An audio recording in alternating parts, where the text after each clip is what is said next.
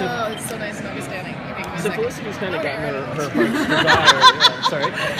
Felicity's kind of gotten her wish come true in the show, and when that happens in the show, complications ensue. Can you talk about that? In a relationship sense? Okay, so when you get your wish, you're saying it usually doesn't work out. In Erebus, so your life, I'm sorry. No, I feel like that since we sort of gave the relationship a fair shot, we're going to give it a fair shot. Therefore, there's going to be a lot of turmoils in a relationship sense, and then possibly the weight of having this void of not protecting a city anymore, which is such a big weight on human beings. If we did protect cities, which all of you do daily, I'm sure. But with that being said, we do get to see them as a couple. I don't know for how long, or maybe last forever, maybe last couple episodes. But hopefully the love is stronger than whatever gets thrown at them, and therefore we can be inspired and live through that. I know a lot of women love Felicity because she's such a strong character, but I've been kind of disappointed that in season 3 they kind of seemed to dress her up and dumb her down a little bit. She felt like she was crying a lot. There was a lot of crying. I feel like she went through a year that wasn't necessarily her favorite. I agree. I feel like she lost a little bit of her strength to a certain extent. I think she got burned a couple too many times, and then found herself in situations she wasn't exactly sure she wanted to be in, or she was being true to herself between Ray and between Oliver, and if she was giving enough time to what she truly wanted, and then we throw her mom in there. And we get mom to really tell the truth, and that's kind of what happens, and you end up stopping. So will we see her kind of stronger this season and kind of more in charge back to the...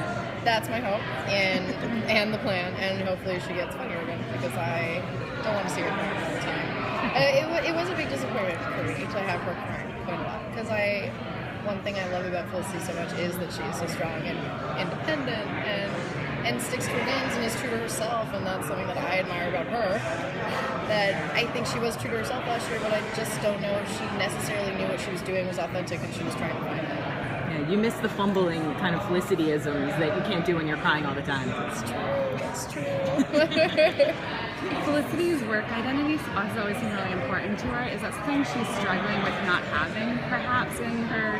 Work identity as a title, as in what she's doing outside of the Arrow Cape, or maybe also in the Arrow Cape, but... I think that's one of the things, too, because she worked so hard her whole life for, a specific purpose and a specific genre of work, and she's using that for a completely different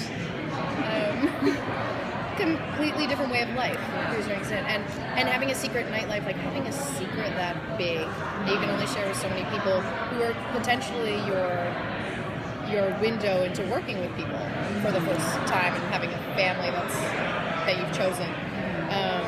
I think that took a really big toll on her and sort of put things on the back burner, and I think she was actually ignoring a lot of that. Yeah. That she didn't really have to be at Palmer Tech, Queens all day. She could kind of handle it. She's smart. She can push it.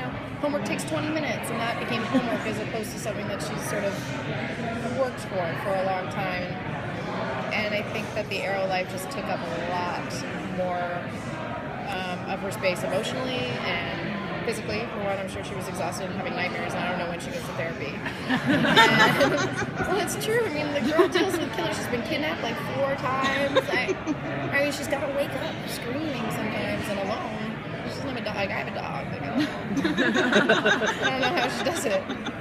But yeah, I don't know if she knows that, but I think it's true. There's an amazing, historical significance to Felicity beyond the fact that we all love her.